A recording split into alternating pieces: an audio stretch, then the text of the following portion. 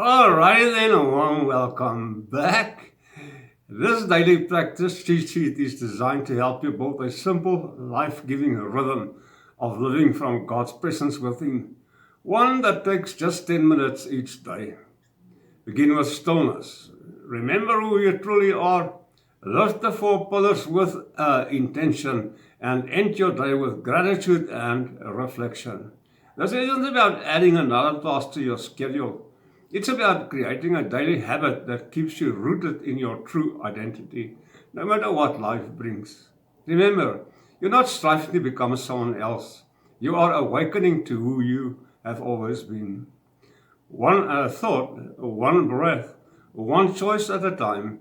You are learning to think as God, command as a king, play as a child, and live as a millionaire. Let's begin today. Let's practice together.